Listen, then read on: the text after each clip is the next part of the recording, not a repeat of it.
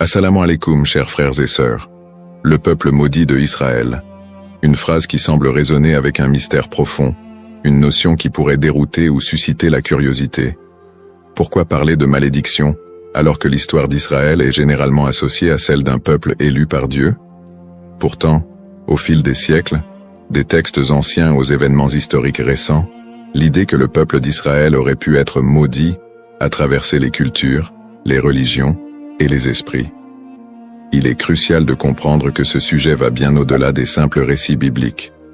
Il s'ancre dans une histoire complexe, où la théologie, les prophéties et les malheurs historiques sont intimement liés. Cette notion de malédiction trouve son écho dans les croyances populaires, mais aussi dans des interprétations religieuses et culturelles, parfois mal comprises. Pourquoi ce sujet mérite-t-il notre attention aujourd'hui? Parce que ce n'est pas simplement un concept historique, mais une idée qui a façonné la perception mondiale d'un peuple tout au long des âges. Pour bien saisir la portée de cette notion, il est indispensable de remonter aux sources historiques et religieuses, de comprendre le contexte dans lequel ces croyances ont émergé et de démêler les faits des mythes. Le terme de peuple maudit a souvent été utilisé dans divers contextes pour parler du peuple d'Israël, mais que signifie-t-il réellement? Dans la Bible, en particulier dans l'Ancien Testament, les relations entre le peuple hébreu et Dieu sont parfois marquées par des promesses de bénédiction, mais aussi des avertissements de malédiction en cas de désobéissance. Dans le livre du Deutéronome, par exemple, Dieu promet des bénédictions à Israël s'ils obéissent à ses commandements, mais il y a également des malédictions redoutables s'ils s'en écartent. Parmi ces malédictions, on trouve des prophéties qui parlent d'exil, de souffrance et de dispersion à travers le monde. Ces passages ont alimenté des siècles d'interprétations théologiques, renforçant l'idée que certaines périodes de souffrance du peuple juif pourraient être vues comme des châtiments divins. Au-delà de la Bible, l'histoire du peuple d'Israël, marquée par les conquêtes, les destructions, l'exil et les persécutions, a renforcé cette image d'un peuple qui porte un poids historique lourd. Depuis la destruction du premier et du second temple de Jérusalem, en passant par les diasporas forcées, jusqu'aux tragédies plus récentes comme la Shoah, beaucoup ont vu dans ces événements des échos de ces anciennes malédictions bibliques. Mais ces interprétations ne sont pas uniquement religieuses. Elles se sont parfois transformées en idéologie politique et sociale. La perception négative et les stéréotypes autour du peuple juif au cours de l'histoire ont souvent renforcé cette idée de malédiction, parfois utilisée pour justifier des discriminations et des persécutions. La notion de peuple maudit a ainsi été instrumentalisée à travers les siècles. Avant de commencer cette vidéo, n'oubliez pas de liker cette vidéo, car cela nous donne beaucoup de force pour continuer à partager du contenu bénéfique. Et je vous invite à vous abonner à notre chaîne et d'activer la cloche de notification pour rester informé de nos prochaines publications sur la foi islamique. Merci et bonne vidéo. L'objectif de cette vidéo est d'analyser et de comprendre cette idée complexe et souvent mal interprétée de peuple maudit. Quelles en sont les racines historiques, religieuses et sociales? Comment a-t-elle évolué au fil du temps et pourquoi est-elle encore parfois utilisée pour expliquer des événements tragiques dans l'histoire du peuple juif? Alors, restez avec moi jusqu'à la fin pour découvrir cela. Si vous avez des questions ou des commentaires en cours de route, n'hésitez pas à les laisser en bas. J'apprécie beaucoup vos retours. Allons-y. Au cours de cette vidéo, nous allons explorer les textes religieux qui évoquent cette malédiction, en particulier la Bible et d'autres écrits anciens. Revisiter les grandes étapes de l'histoire d'Israël, de l'époque biblique jusqu'à nos jours, pour comprendre comment ces événements ont pu renforcer cette idée dans les esprits. Discuter des interprétations théologiques de ces malédictions et comment elles ont été perçues par différentes religions et cultures à travers le monde. Démystifier cette notion en explorant les aspects symboliques et les récupérations idéologiques qui ont façonné cette image négative. Cette exploration vous permettra de comprendre les tenants et aboutissants de cette idée profondément enracinée dans l'histoire de l'humanité. Il est important de ne pas se laisser emporter par des idées simplistes, mais de creuser la profondeur de ce concept pour en dégager des vérités historiques et spirituelles. Origine d'Israël. L'histoire du peuple israélite débute avec les récits bibliques de la Genèse, où Dieu promet à Abraham, un patriarche hébreu, qu'il deviendra le père d'une grande nation. Cette promesse divine est le point de départ de la formation du peuple d'Israël. Selon la tradition, Abraham, Isaac, son fils, et Jacob, son petit-fils, sont les ancêtres directs de ce peuple, souvent appelés les patriarches. Jacob, après avoir lutté avec un ange, reçoit de Dieu un nouveau nom, Israël, et ses descendants sont appelés les Israélites. Le livre de l'Exode raconte l'histoire de la libération du peuple hébreu de l'esclavage en Égypte sous la direction de Moïse. C'est un moment fondamental dans l'histoire d'Israël, où Dieu scelle une alliance avec les Israélites au mont Sinaï. Dieu y remet les 10 commandements à Moïse, posant ainsi les bases des lois morales et religieuses qui guideront le peuple élu. Cette alliance est une promesse de protection divine en échange de l'obéissance aux lois de Dieu. À partir de là, Israël se constitue progressivement en nation, après la conquête de la terre promise sous Josué. Cette période est marquée par des hauts et des bas, alors que les Israélites tentent de rester fidèles à leur alliance avec Dieu. Toutefois, au fil des siècles, leur histoire est ponctuée d'infidélités religieuses, de guerres et de conquêtes par d'autres puissances, ce qui engendrera l'accomplissement de certaines prophéties de malédiction. Les prophéties et les malédictions. Dans l'Ancien Testament, en particulier dans le Deutéronome, Dieu fait à Israël des promesses de bénédiction conditionnelles à leur fidélité, mais également des avertissements de malédiction en cas de désobéissance. Le chapitre 28 du Deutéronome est l'un des textes clés qui évoquent les conséquences potentielles de l'infidélité. Dieu promet prospérité et paix si le peuple respecte ses commandements, mais des malédictions terribles en cas de rébellion. Les malédictions incluent des catastrophes naturelles, des défaites militaires, des maladies, et finalement, l'exil et la dispersion parmi les nations étrangères.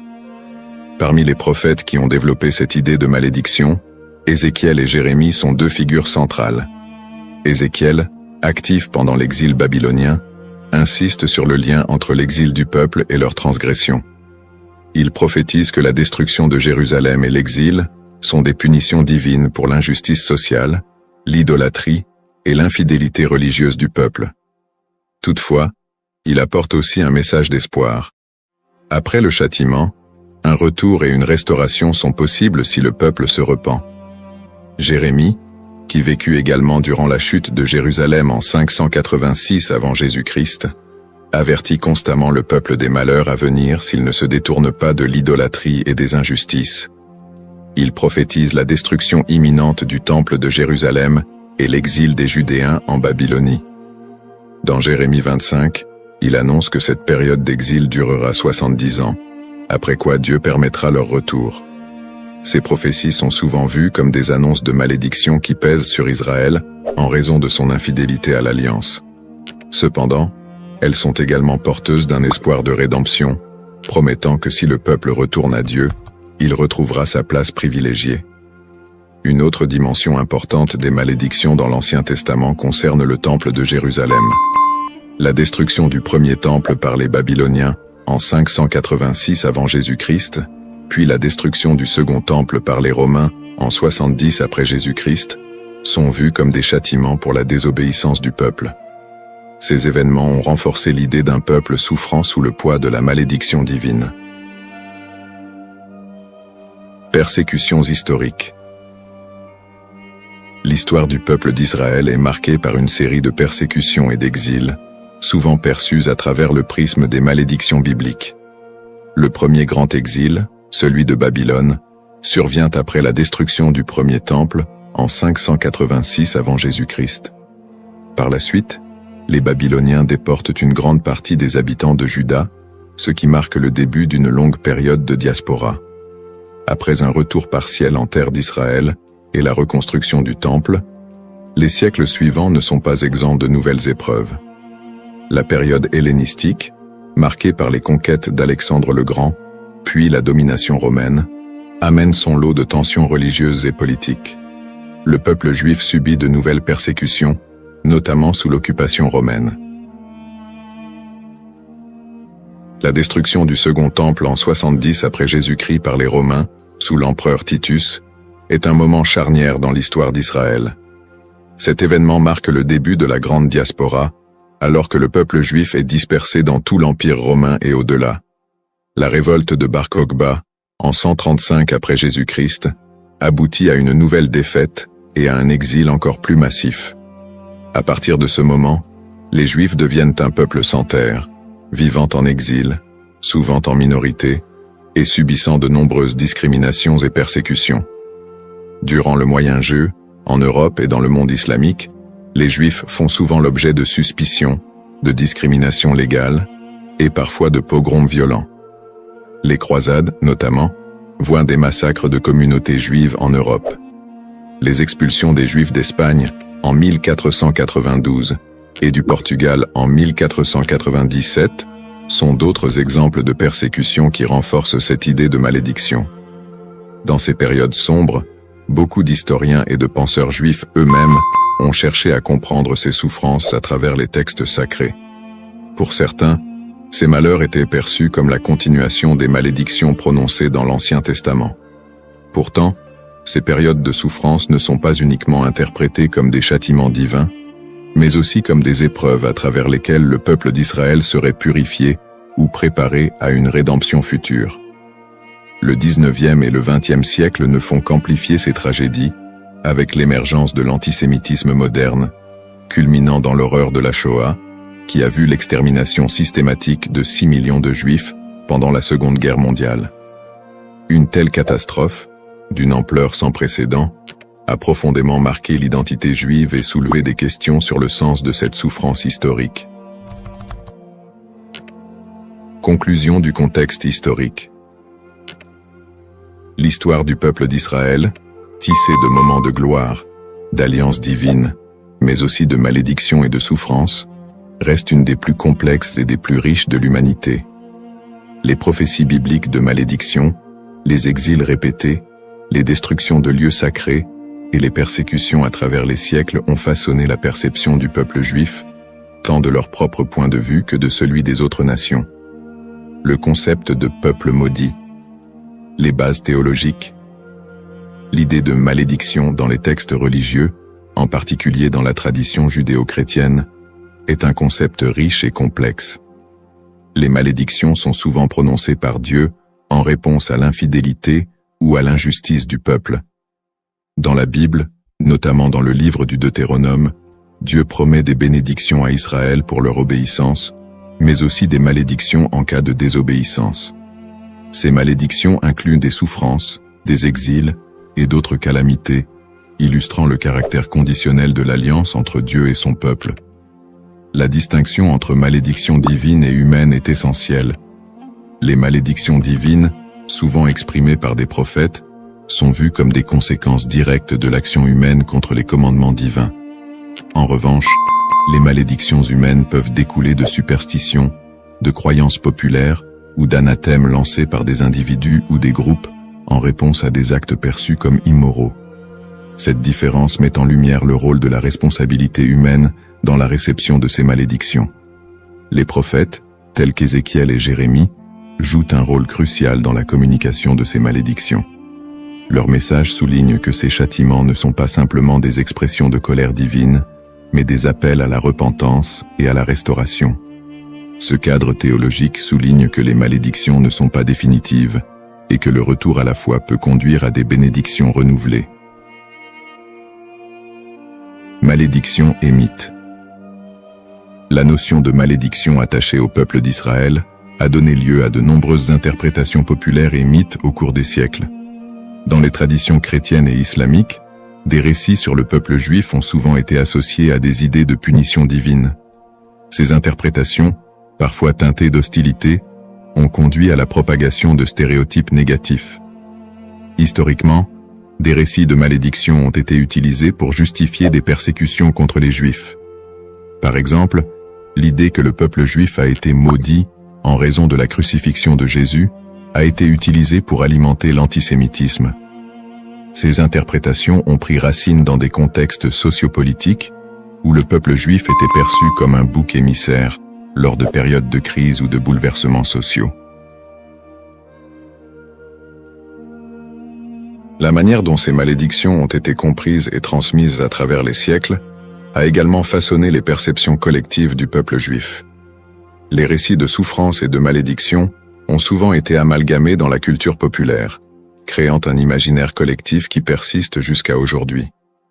Cette dynamique entre malédiction et mythe a ainsi contribué à la stigmatisation du peuple juif à travers l'histoire. Analyse moderne. Dans le contexte moderne, le concept de peuple maudit a pris des formes variées et a été réinterprété sous différents angles. L'antisémitisme historique, qui a trouvé ses racines dans ces idées de malédiction, demeure une réalité dans de nombreuses sociétés. Les stéréotypes associés à la malédiction continuent d'alimenter des préjugés, parfois de manière insidieuse, dans le discours contemporain. Cependant, avec l'essor des mouvements de droit civique et des études critiques sur l'antisémitisme, il y a eu une tentative de déconstruire cette notion de malédiction. Des intellectuels et des théologiens contemporains cherchent à recontextualiser les récits bibliques en mettant en avant le message de rédemption et de justice qui les sous-tend. L'idée que les souffrances du peuple juif sont uniquement le résultat de la malédiction divine est de plus en plus contestée, au profit d'une approche qui valorise la résilience et l'identité culturelle du peuple juif. De plus, dans le cadre des dialogues interreligieux, il est crucial de dépasser les interprétations qui associent la souffrance à une malédiction éternelle. Les traditions religieuses sont de plus en plus appelées à collaborer pour combattre les préjugés et promouvoir la compréhension mutuelle. Dans ce contexte, le concept de malédiction est réévalué, non pas comme une fatalité, mais comme une occasion de réflexion sur les injustices sociales et historiques. En somme, le concept de peuple maudit est profondément ancré dans l'histoire religieuse et culturelle. Il invite à une réflexion sur la manière dont les textes et les croyances ont été interprétés à travers les âges, souvent avec des conséquences tragiques. L'exploration de ce thème permet non seulement de mieux comprendre les défis historiques du peuple juif, mais aussi de s'engager dans un dialogue constructif sur les identités et les histoires partagées dans le monde contemporain. La diaspora et les épreuves du peuple juif vit en diaspora.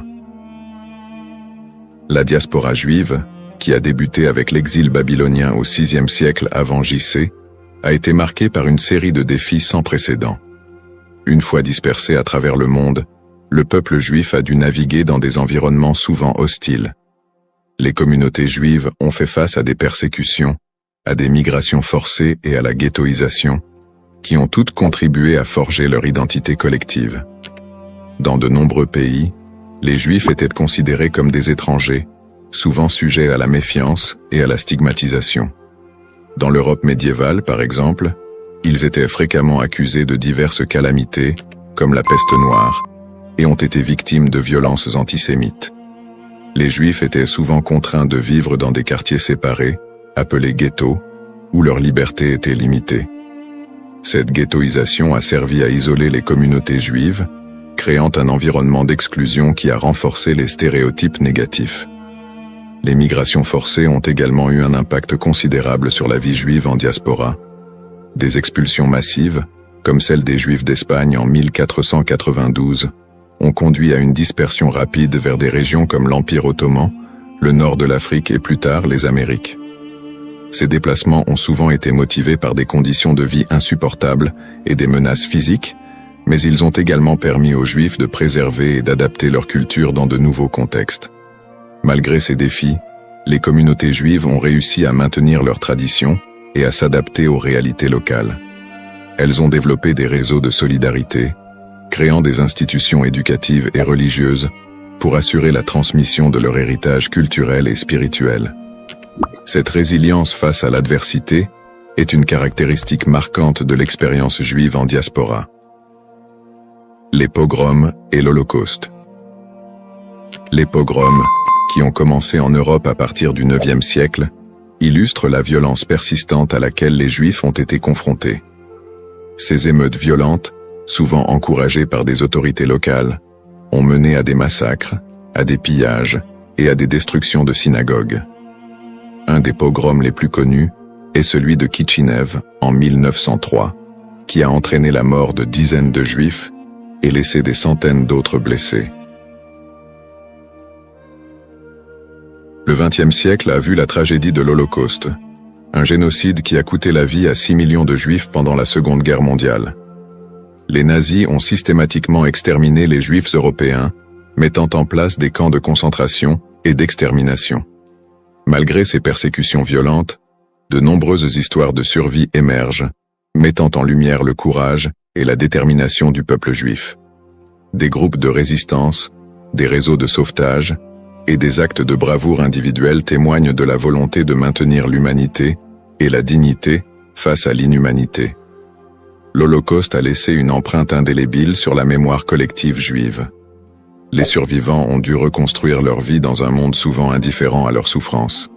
Cette tragédie a également catalysé des mouvements politiques qui ont conduit à la création de l'État d'Israël en 1948, un point tournant dans l'histoire juive moderne. Lutte pour l'identité et la terre promise. Les épreuves subies par le peuple juif en diaspora ont profondément influencé son identité collective. Face à l'adversité, une identité juive résiliente a émergé, mêlant traditions séculaires, pratiques religieuses et un sentiment d'appartenance à une histoire commune. Cette lutte pour la survie a également renforcé un lien indéfectible avec la terre d'Israël, considérée comme la terre promise dans la tradition juive. Ce lien a été ravivé tout au long de l'histoire, notamment lors des mouvements sionistes du XIXe et du XXe siècle, qui ont cherché à établir un foyer national juif en Palestine. Pour de nombreux juifs, la terre d'Israël représente non seulement un lieu géographique, mais également un symbole de liberté, d'identité et d'unité. Les événements tragiques de l'histoire juive, comme l'Holocauste, ont également renforcé l'urgence de cette quête, suscitant un mouvement pour un retour à la terre d'Israël. En somme, l'expérience de la diaspora a été marquée par des défis extrêmes, mais aussi par une résilience remarquable. Les persécutions, les pogroms et l'Holocauste ont non seulement laissé des cicatrices, mais ont également façonné une identité juive forte, ancrée dans une histoire partagée et un attachement profond à la terre d'Israël. Ce processus de formation de l'identité juive, en réponse aux épreuves, continue de jouer un rôle crucial dans la vie des Juifs du monde entier aujourd'hui. Le retour en Israël et l'État moderne, sionisme et création de l'État d'Israël. Le mouvement sioniste, qui a émergé à la fin du XIXe siècle, constitue un tournant majeur dans l'histoire juive moderne. À cette époque, les Juifs d'Europe étaient confrontés à une montée de l'antisémitisme et à des conditions de vie précaires, notamment en Russie et en Europe de l'Est. Ces difficultés ont suscité un besoin pressant d'un foyer national. Theodor Herzl, considéré comme le père du sionisme politique, a articulé cette aspiration dans son livre L'État juif, 1996, où il propose la création d'un État juif en Palestine comme réponse à l'antisémitisme rampant.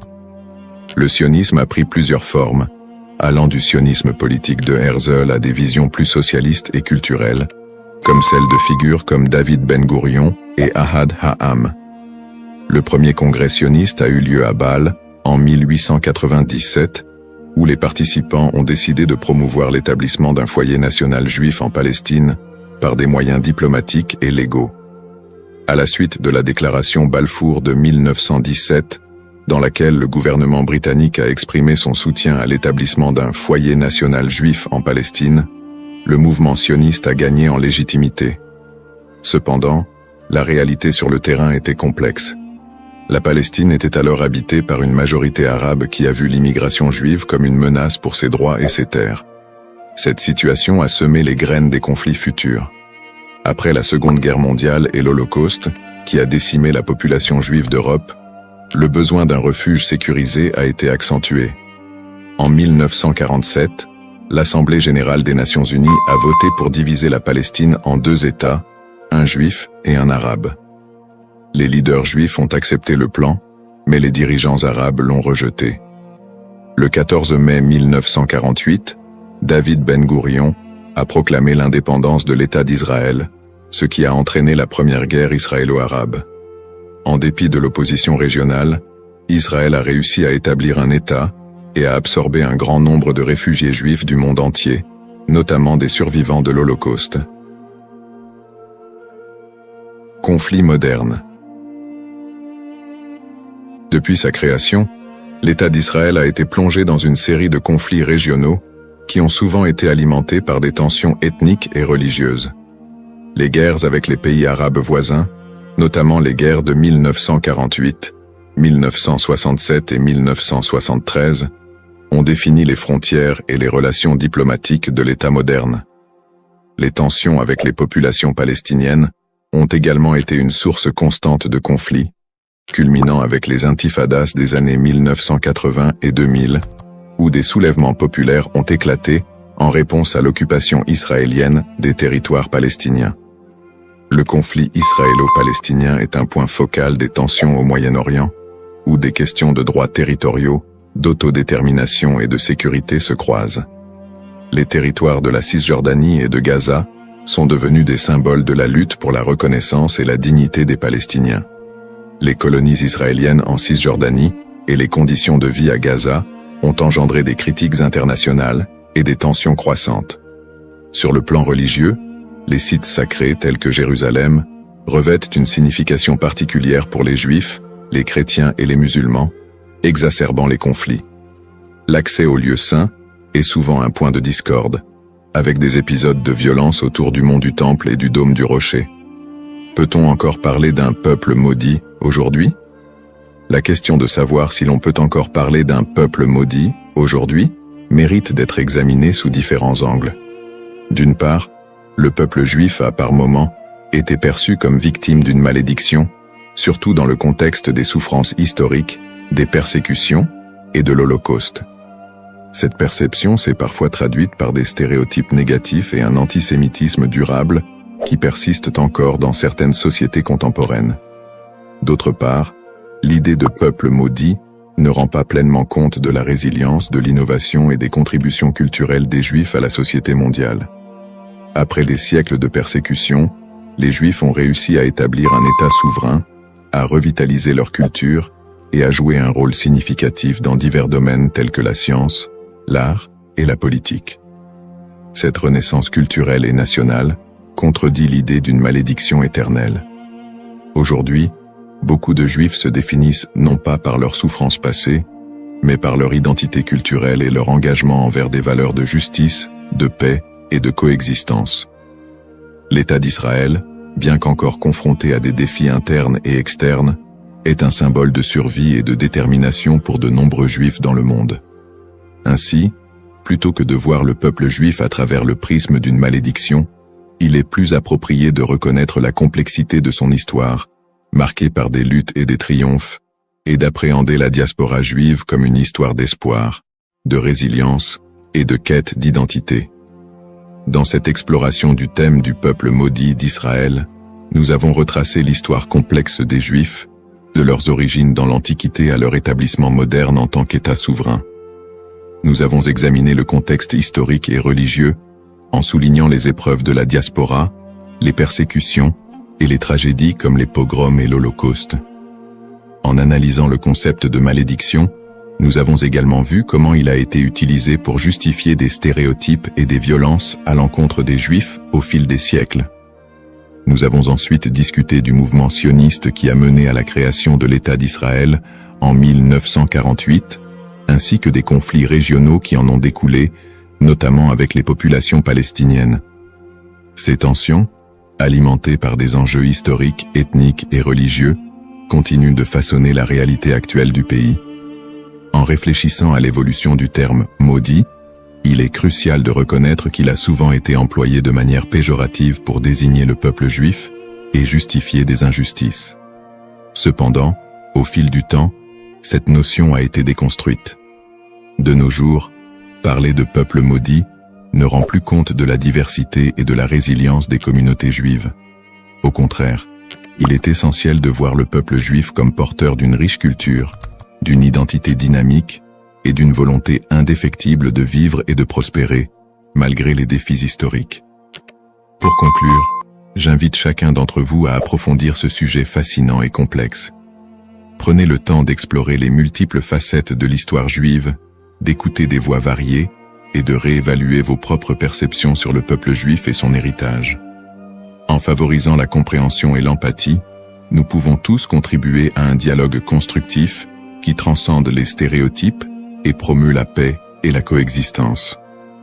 Le parcours historique du peuple juif est une leçon pour tous sur la résilience, l'identité et la quête de justice. Assalamu alaikum wa rahmatullahi wa barakatuh, chers frères et sœurs. Bienvenue sur notre chaîne, Parole d'Allah. Aujourd'hui, nous plongeons dans l'un des moments les plus spirituels de l'année, le mois de Ramadan. Ce mois béni, où les portes du paradis s'ouvrent et celles de l'enfer se ferment, est un moment de purification de l'âme et de rapprochement avec notre Créateur. Le Ramadan est une période durant laquelle notre lien avec Allah se renforce par la prière, le jeûne et surtout l'invocation, doua. Chaque prière et chaque doua prononcée en ce mois possède une force et une bénédiction particulière. Dans cette vidéo, nous allons explorer un doua spécifique, puissant et significatif que vous pouvez réciter pendant ce mois sacré. Nous verrons comment cette invocation peut transformer nos vies et nous rapprocher davantage de la miséricorde d'Allah. Avant de commencer cette vidéo, n'oubliez pas de liker cette vidéo, car cela nous donne beaucoup de force pour continuer à partager du contenu bénéfique. Et je vous invite à vous abonner à notre chaîne et d'activer la cloche de notification pour rester informé de nos prochaines publications sur la foi islamique.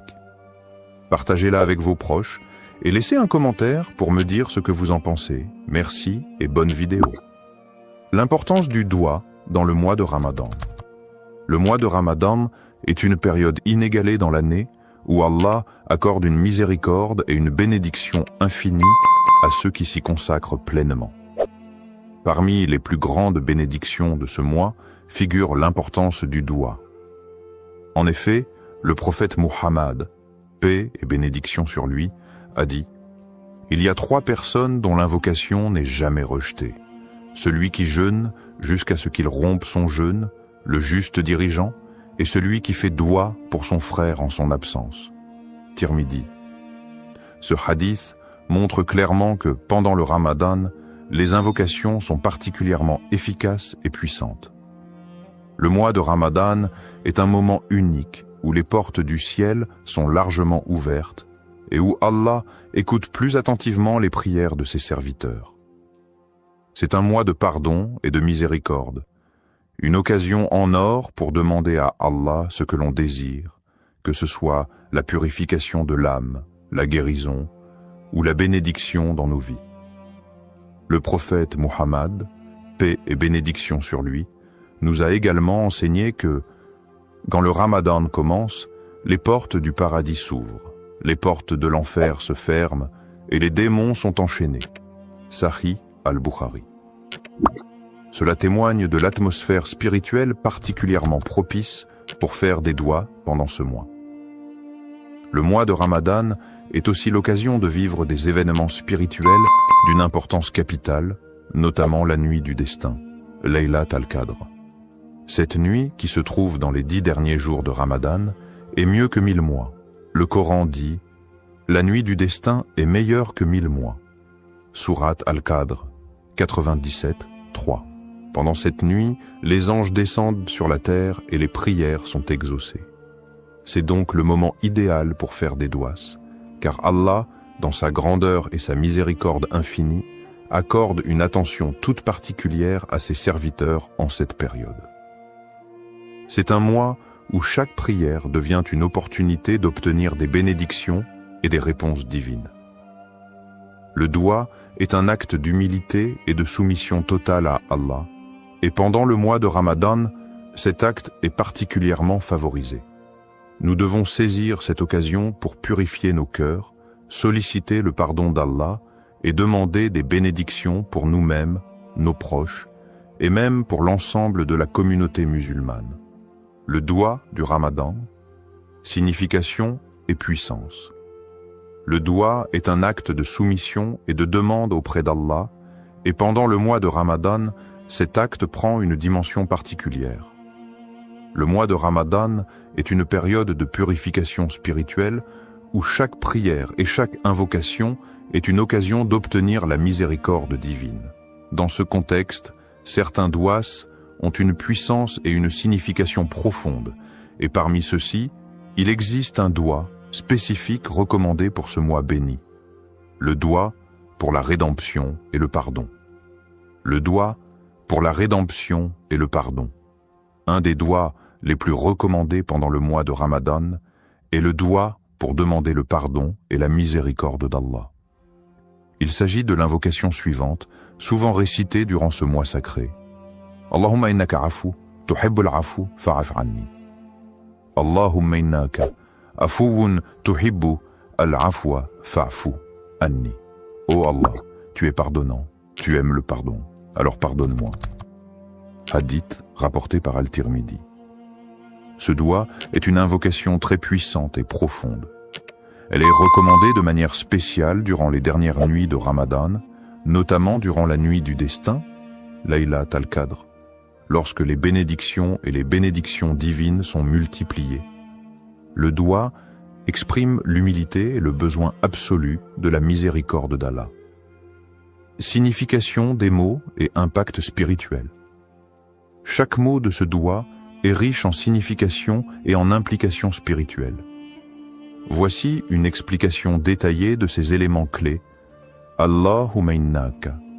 Ce mot commence l'invocation par le nom d'Allah, une manière de se rappeler qu'Allah est celui vers qui toute demande doit être adressée. Ce début marque le recueillement, le respect et l'humilité devant Allah. Afuwun. Cela fait référence à la qualité divine d'Allah qui est pardonnant. Ce mot indique une forme de pardon bienveillant, plus que simplement accorder le pardon. Allah, dans sa grande miséricorde, ne se contente pas de pardonner les péchés, mais il efface leurs traces et les conséquences. C'est ce pardon purifiant qui est demandé ici. Tuhibbu al-afwa. Cette phrase signifie que tu aimes le pardon. Cela nous rappelle que le pardon est une qualité précieuse dans l'islam. Et Allah non seulement pardonne, mais il aime pardonner à ses serviteurs qui se repentent sincèrement. Il est la source de tout pardon et aime purifier ceux qui se tournent vers lui avec un cœur sincère. Fa'fu anni. Ici, on demande directement à Allah de pardonner nos fautes. Le mot fa'fu est plus que le simple pardon. Il implique l'effacement total des péchés et des erreurs, une grâce qui est renouvelée chaque jour pendant le mois de Ramadan. Cette invocation, d'une simplicité apparente, est profondément spirituelle. Elle illustre parfaitement l'âme du Ramadan, qui est un mois de purification, de repentance et de réconciliation avec Allah. Le doua fait appel à la miséricorde d'Allah, à sa volonté de pardonner et à sa bienveillance infinie. Il invite les croyants à se tourner vers Allah avec une foi totale, en reconnaissant leurs faiblesses et en demandant une purification divine. Connexion à la miséricorde divine. Le mois de Ramadan est le mois où la miséricorde divine atteint son paroxysme. En demandant pardon, le croyant ne fait pas qu'accepter la rédemption de ses péchés, mais aussi il s'engage dans un processus de purification de l'âme. Allah nous enseigne dans le Coran que sa miséricorde couvre toutes choses, et cette miséricorde est particulièrement active pendant le mois de Ramadan. Le prophète Muhammad, paix et bénédiction sur lui, a dit « Celui qui jeûne pendant le mois de Ramadan avec foi et espérant la récompense d'Allah, ses péchés passés lui seront pardonnés. » Sahih al-Bukhari. Le doua pour le pardon est une clé pour accéder à cette miséricorde. Ce mois de Ramadan est, pour chaque musulman, une occasion de se libérer des chaînes de ses péchés, de se purifier et de se rapprocher de la clémence infinie d'Allah. La répétition de ce doua crée une connexion constante avec la miséricorde divine et rappelle aux croyants qu'Allah est toujours prêt à pardonner ceux qui reviennent vers lui avec sincérité. Bénédictions liées à l'écoute de ce doua. Les bénédictions de ce doua sont innombrables. Lorsque nous récitons cette invocation, nous sollicitons le pardon d'Allah et en retour, Allah nous accorde plusieurs bénédictions spirituelles. le pardon des péchés. Comme mentionné précédemment, réciter ce doigt avec foi et sincérité efface nos péchés, même les plus grands. La purification du cœur, la miséricorde divine, demandée dans cette invocation, purifie le cœur du croyant, enlevant l'orgueil, la colère et la rancune. La proximité d'Allah. En demandant pardon à Allah, nous établissons un lien plus intime avec lui. Le doigt nous rappelle que nous sommes toujours dépendants de sa miséricorde et que notre relation avec lui est celle d'un serviteur humble. Les bénédictions dans la vie. Le pardon d'Allah pendant le Ramadan se traduit également par des bénédictions dans notre vie quotidienne. Ces bénédictions peuvent se manifester sous forme de paix intérieure, de prospérité spirituelle et matérielle, et d'un sentiment général de bien-être. En conclusion, le doigt du Ramadan est une clé spirituelle puissante qui ouvre les portes de la miséricorde d'Allah et nous permet de vivre ce mois sacré dans une pureté renouvelée. En le récitant sincèrement, nous espérons être touchés par la miséricorde divine et bénéficier de toutes les bénédictions qu'Allah réserve à ceux qui cherchent son pardon. Histoire inspirante. Un doigt écouté pendant Ramadan. Il y a quelques années, un frère musulman nommé Ahmed vivait un moment difficile dans sa vie. Il avait perdu son emploi, sa situation financière était instable et il ressentait une profonde inquiétude quant à son avenir. Chaque jour, il se battait contre la peur et le doute, se demandant s'il serait capable de subvenir à ses besoins et à ceux de sa famille. En ce mois de Ramadan, il décida de se tourner pleinement vers Allah, espérant que ce mois sacré, porteur de bénédictions, serait l'occasion pour lui de trouver une réponse divine. Ahmed avait toujours été un croyant fidèle, mais dans ces moments de détresse, sa foi était mise à l'épreuve. Il se souvint des paroles du prophète Muhammad, paix et bénédiction sur lui. Il n'y a rien de plus noble que de faire appel à Allah avec une invocation sincère, et Allah répondra, mais selon ce qui est meilleur pour vous. Sahih Muslim. Conscient de la miséricorde infinie d'Allah, il se dit qu'il devait faire confiance à Allah, peu importe l'issue de sa situation. Durant les nuits du Ramadan, Ahmed s'isola dans sa chambre après la prière de Tarawih, un moment calme où il pouvait se concentrer pleinement sur son invocation. Avec une profonde humilité et sincérité, il leva les mains vers Allah et récita ce doigt. Allahumma inni abduk wa ibnu abdik wa ibnu ummatik, nasiyati biyadik, maadin fi hukmik, adlu fi qada'uk, asalika bi kulli ismin huwa lak, summita bihi nafsak, أو أنزلته في كتابك أو علمته أحدا من خلقك أو استأثرت به في علم الغيب عندك أن تجعل القرآن ربيع قلبي ونور صدري وجلاء حزني وذهاب همي اللهم إني عبدك وابن عبدك وابن آمتك ناسيتي بيدك معذ في حكمك عدل في قضائك أسألك بكل اسم هو لك سميته به نفسك أو أنزلته في كتابك أو علمته أحدا من خلقك أو استأثرت به في علم الغيب عندك أن تجعل القرآن رب قلب ونور صدر وجلاء حزن وذهب همع. Ô Allah, je suis ton serviteur, fils de ton serviteur et fils de ta servante. Mon destin est entre tes mains et tout ce que tu ordonnes est juste et équitable. Je te demande, par tous les noms qui t'appartiennent, que tu as révélé dans ton livre ou enseigné à l'un de tes créatures, ou gardé dans le secret de ton savoir divin, que le Coran devienne le printemps de mon cœur, la lumière de ma poitrine, la guérison de ma tristesse et la disparition de mon souci. Cette invocation, exprimant une demande de guérison spirituelle, de paix intérieure et de bénédiction dans la vie d'Ahmed, marqua un tournant dans son Ramadan.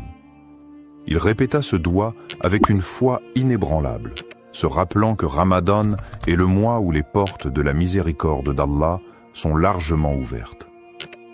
Chaque mot de l'invocation résonnait profondément dans son cœur, et il ressentait une connexion spéciale avec Allah pendant ces moments de solitude.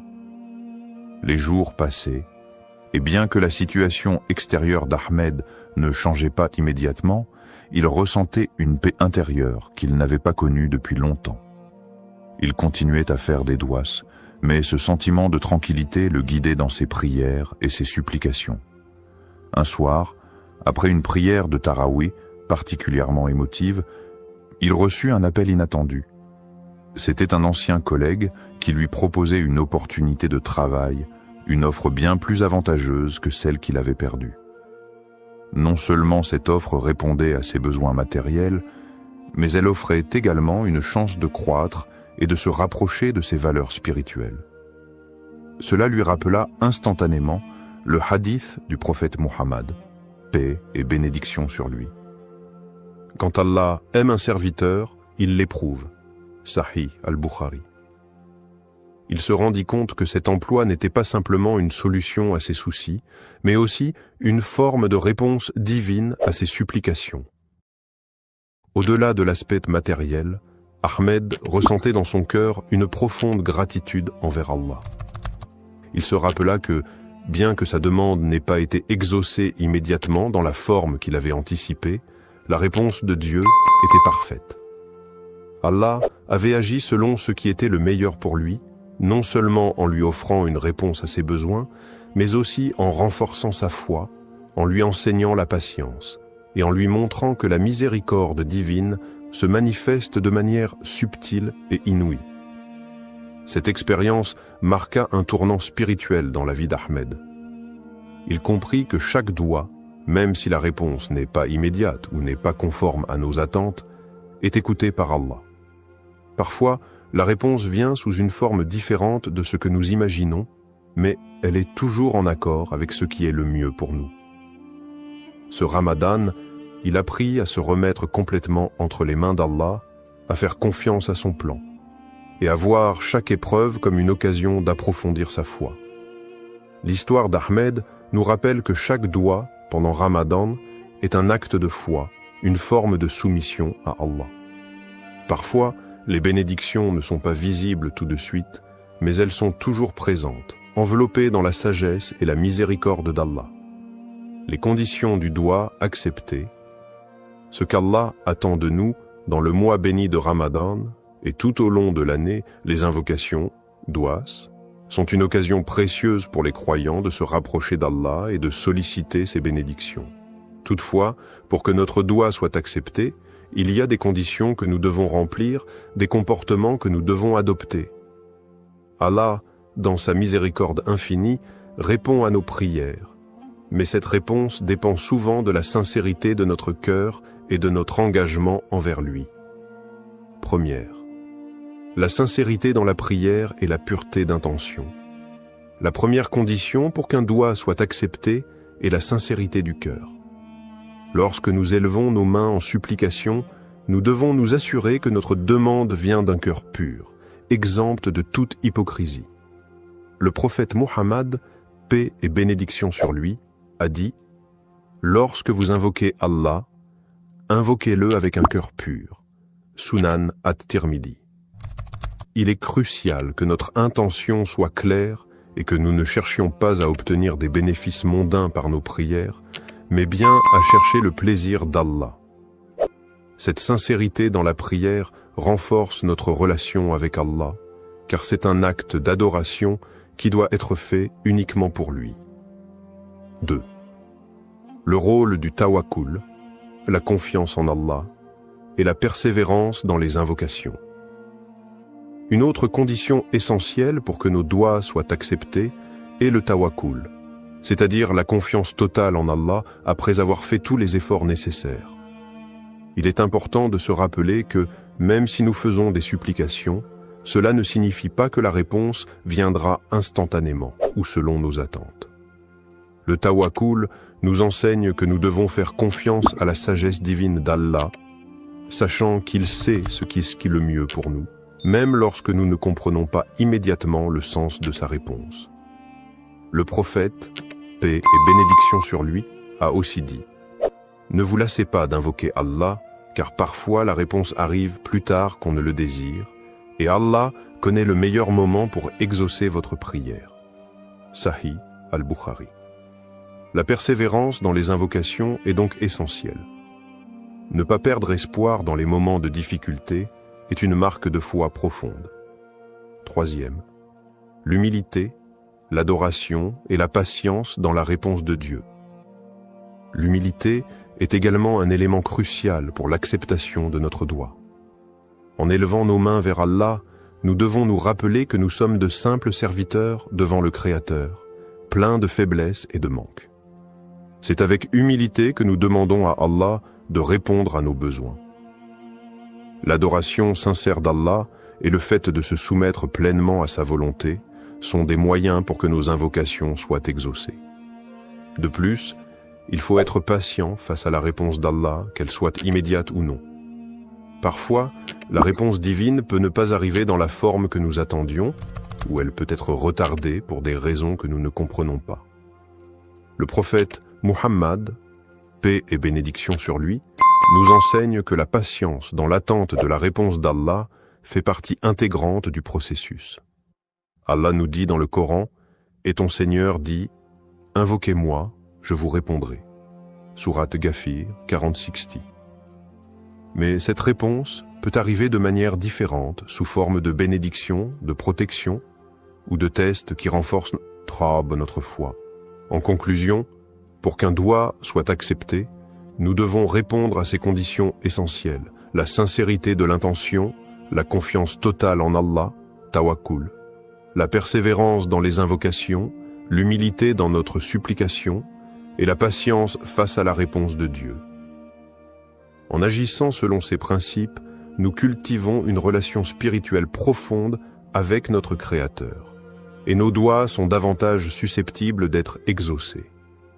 Mais au-delà de l'exaucement immédiat, nous devons toujours garder à l'esprit que chaque réponse d'Allah est parfaite et qu'elle vient dans le meilleur des moments et selon sa sagesse infinie. Le doua comme moyen de purification spirituelle.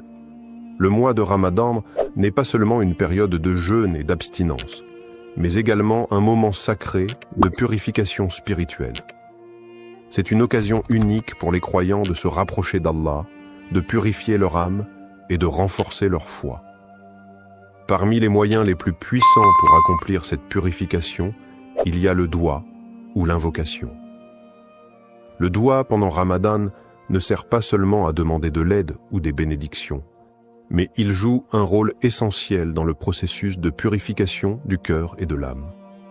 Premier, le doua comme outil de purification du cœur. Lorsqu'un croyant fait un doua, il se tourne vers Allah avec sincérité et humilité, cherchant sa miséricorde et son pardon. Cet acte d'invocation permet de purifier le cœur en le débarrassant de tout orgueil, de tout mal et de toute négativité. Le prophète Muhammad, paix et bénédiction sur lui, a dit « Il n'y a rien de plus purifiant pour le cœur que de se rappeler d'Allah. » Sahih Muslim. Ainsi, chaque doua est une occasion de purifier son cœur en se souvenant constamment de la grandeur et de la miséricorde d'Allah. Le doua permet également de renforcer la relation intime avec Allah. En invoquant Allah, on reconnaît sa dépendance totale envers lui, ce qui éveille un sentiment profond de soumission et de gratitude. Ce processus aide à purifier le cœur des distractions mondaines et à focaliser notre attention sur ce qui est véritablement important dans la vie, l'adoration d'Allah. 2. L'aspect de repentance et d'auto-amélioration pendant le Ramadan. Le mois de Ramadan est le mois de la purification spirituelle par excellence. C'est un moment où les portes du pardon sont largement ouvertes et où chaque croyant a l'opportunité de se purifier par la repentance, tauba, et de demander pardon à Allah pour ses péchés passés. Le doua joue un rôle clé dans ce processus de repentance. En demandant pardon avec sincérité, le croyant se purifie de ses fautes et rétablit une connexion plus forte avec Allah. Le prophète Muhammad, paix et bénédiction sur lui, a dit « Quiconque demande pardon pendant le Ramadan, Allah lui pardonne. » Sunan al-Tirmidhi. Cette promesse divine est un rappel puissant de la miséricorde d'Allah. Lors de nos invocations, il est important de nous repentir sincèrement de nos péchés et de demander à Allah de purifier notre cœur et notre âme. Le doua devient ainsi un acte de purification, non seulement de nos actions passées, mais aussi un moyen d'améliorer notre caractère et d'aller vers une version meilleure de nous-mêmes. Troisième, le doigt comme moyen de purification spirituelle profonde. Le doigt n'est pas seulement une demande d'aide, mais il est aussi une méthode pour nous purifier en tant qu'individus. C'est une manière d'implorer Allah de nous guider sur le droit chemin, d'effacer les imperfections de notre âme et de nous accorder la paix intérieure. Chaque invocation nous aide à nous détacher des préoccupations matérielles et à renforcer notre connexion avec Allah. Le Coran nous rappelle l'importance de la purification du cœur et de l'âme, notamment dans le verset suivant. Le jour où ni les biens ni les enfants ne profiteront, sauf celui qui viendra à Allah avec un cœur pur. Sourate Ash-Shu'ara, 26, 88 à 89. Ce verset souligne la nécessité d'avoir un cœur purifié pour mériter la proximité d'Allah et sa récompense. C'est dans le doua que le croyant trouve un moyen puissant de purifier son âme et de se préparer pour l'au-delà. Quatrième, la purification par l'humilité et la sincérité. Un autre aspect du doua pendant Ramadan est l'humilité qu'il induit.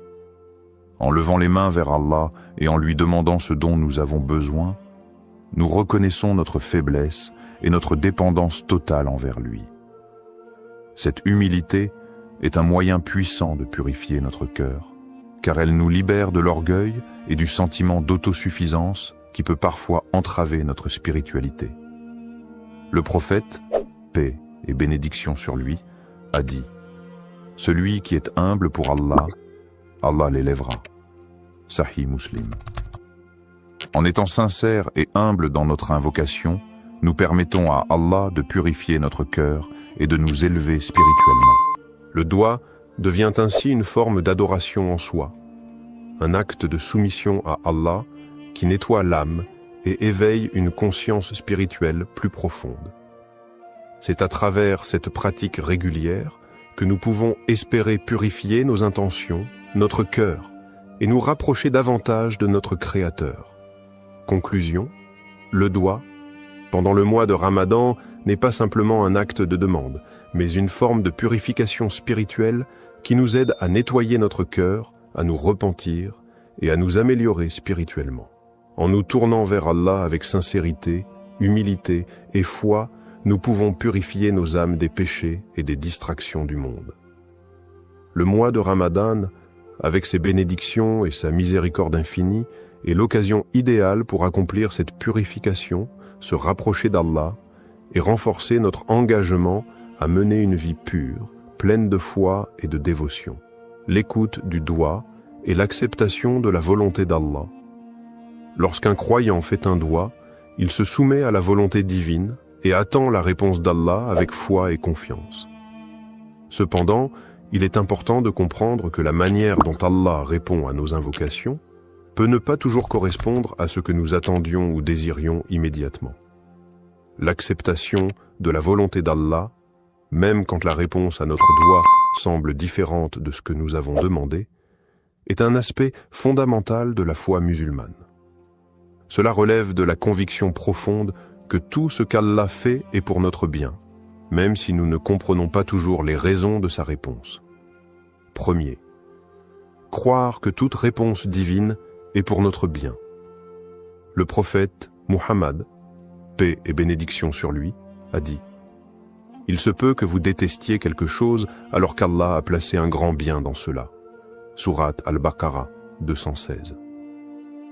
Cette parole nous enseigne que même lorsque la réponse d'Allah semble être un refus ou un retard dans notre demande, cela peut être en réalité un bien pour nous. Allah, dans sa sagesse infinie, connaît ce qui est meilleur pour nous, et parfois ce que nous demandons ne correspond pas à ce que nous avons réellement besoin. Il est aussi essentiel de comprendre que la réponse d'Allah peut se manifester de différentes manières, soit par l'exaucement direct de notre demande, soit par un retard dans la réponse pour tester notre patience et notre foi, ou encore en nous épargnant un mal que nous ne voyons pas. Le prophète Muhammad, paix et bénédiction sur lui, a dit aucun de vos souhaits n'est perdu, il y a toujours une réponse, soit immédiate, soit différée, soit le mal est éloigné de vous. Cette acceptation de la volonté divine est ce qui nous permet de maintenir une relation de confiance et de soumission envers notre Créateur. Deuxième, l'adab du doigt, faire une invocation avec la bonne manière. Il est essentiel d'adopter la bonne manière, adab, lorsqu'on fait un doigt. Cela inclut plusieurs aspects. Faire preuve de sincérité, se tourner vers Allah avec humilité et respecter les moments propices pour invoquer, tels que les heures de la nuit, le vendredi ou pendant le mois de Ramadan. Le prophète, paix et bénédiction sur lui, a recommandé de commencer chaque doigt par des louanges pour Allah et des prières sur le prophète, puis de présenter notre demande avec dévouement et foi. La patience est également une partie essentielle de l'adab du doigt. Ne pas être pressé de recevoir une réponse immédiate et accepter que la réponse d'Allah arrive au moment qu'il a jugé bon est une forme de respect envers la sagesse divine.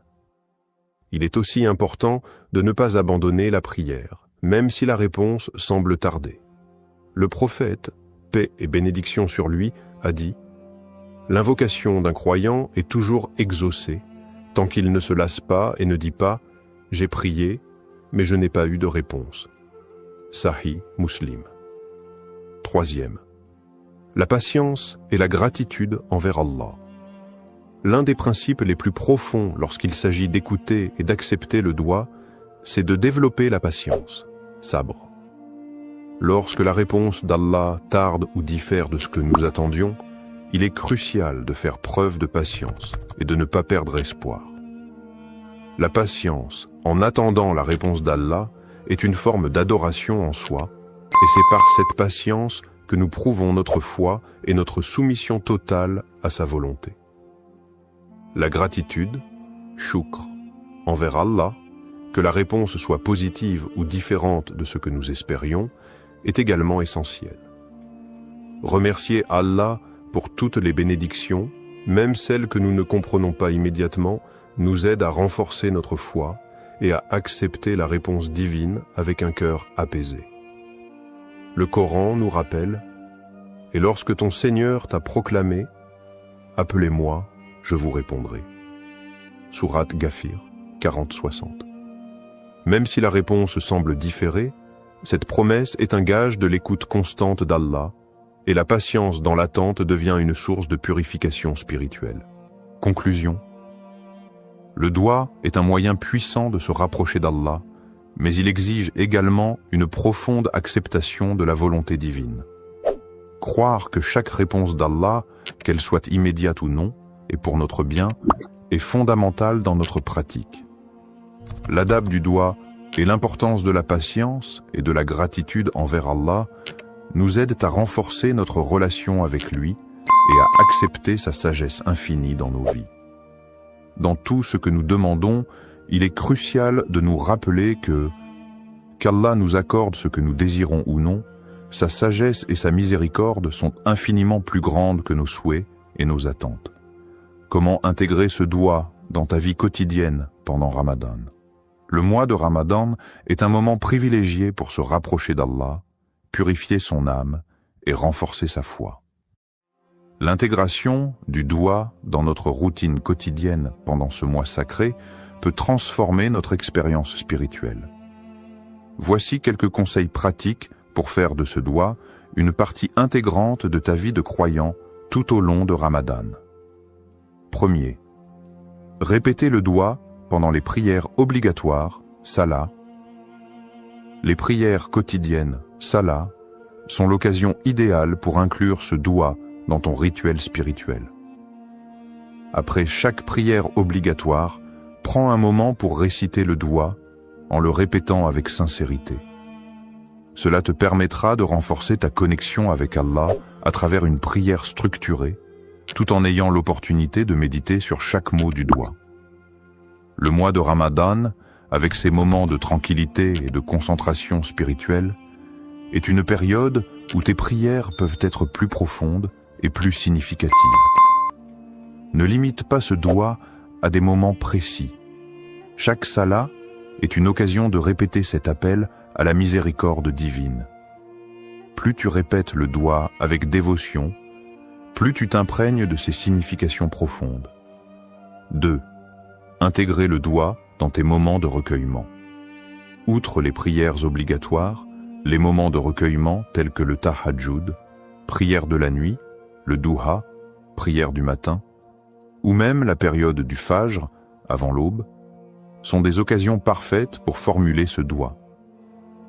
Pendant ces moments de tranquillité, où l'esprit est plus apaisé, tu peux te concentrer pleinement sur les paroles que tu prononces et les émotions qu'elles suscitent.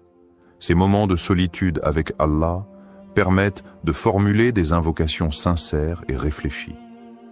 Pendant Ramadan, profite de ces instants pour faire du doigt une pratique régulière et utilise chaque prière pour renforcer ton lien avec Allah.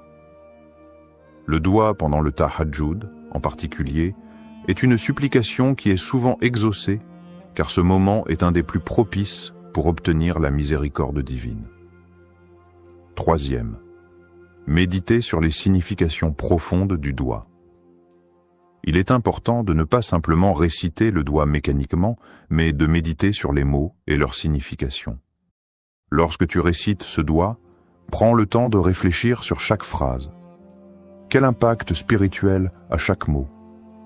Comment cela résonne-t-il avec ta situation personnelle, tes luttes, tes espoirs et tes désirs spirituels? Par exemple, en méditant sur les mots de demande de pardon et de miséricorde, tu peux comprendre combien ces qualités d'Allah sont immenses et comment elles affectent ta vie quotidienne.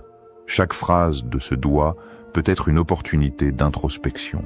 L'important est de ne pas se contenter de la répétition, mais de vivre chaque mot avec une intention claire, ouverte à la guidance d'Allah. 4. Utilisez des moments de transition dans la journée pour répéter le doigt. Au-delà des prières formelles, utilise les moments de transition de ta journée pour intégrer ce doigt. Cela peut être pendant le temps que tu passes à la maison entre les prières, ou même lorsque tu fais des tâches quotidiennes. Par exemple, pendant que tu prépares le repas pour le suhour ou l'iftar, profite de ces instants pour répéter ce doigt dans ton cœur. Ces petites invocations pendant les activités quotidiennes peuvent renforcer ta présence spirituelle et te rappeler la bénédiction du mois de Ramadan. 5. Implique la famille et les proches dans l'invocation. Ramadan est aussi un mois de partage et de renouveau spirituel en famille et en communauté. Encourage ta famille, tes amis ou tes proches à faire le doigt ensemble.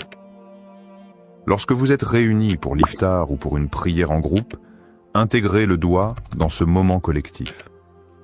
Cela peut renforcer l'effet spirituel du doigt, non seulement pour toi, mais aussi pour ceux qui t'entourent. Conclusion. Le mois de Ramadan offre une occasion en or pour renforcer notre relation avec Allah, et intégrer ce doigt dans ta routine quotidienne est une manière puissante de vivre pleinement ce mois sacré. Que ce soit pendant les prières formelles, les moments de recueillement personnel, ou même dans les petites actions de la vie quotidienne, chaque instant est une opportunité de se rapprocher d'Allah. En méditant sur les significations du doigt et en l'intégrant à toutes les facettes de ta vie, tu t'ouvres à la miséricorde d'Allah et tu renforces ta foi, faisant de ce mois un moment véritablement transformateur. Conclusion et appel à l'action. Le mois de Ramadan est une opportunité unique de se rapprocher d'Allah, de purifier notre cœur et de renforcer notre foi. Le doigt que nous avons exploré aujourd'hui est un moyen puissant d'attirer la miséricorde divine et de recevoir les bénédictions qu'Allah nous accorde généreusement pendant ce mois sacré. Je t'encourage à inclure ce doigt dans ta vie quotidienne pendant Ramadan, à le réciter avec sincérité et concentration, et à méditer sur ses significations profondes. Fais de ce doigt une partie intégrante de tes prières et de tes moments de recueillement. Que ce mois sacré soit une occasion de purification et de renouvellement spirituel. Si cette vidéo t'a inspiré, partage-la avec tes proches, ta famille et tes amis. Invite-les à intégrer ce doigt dans leur vie aussi, pour que nous puissions tous bénéficier de la miséricorde infinie d'Allah. N'oublie pas que, même lorsque nous ne voyons pas immédiatement les résultats, Allah est toujours proche de nous et sa réponse est toujours pour notre bien. Pendant ce mois béni, confie-toi à Allah, persévère dans tes invocations et sois assuré que sa miséricorde englobe tout. Que cette période de Ramadan soit remplie de lumière, de paix et de bénédiction pour toi et tes proches.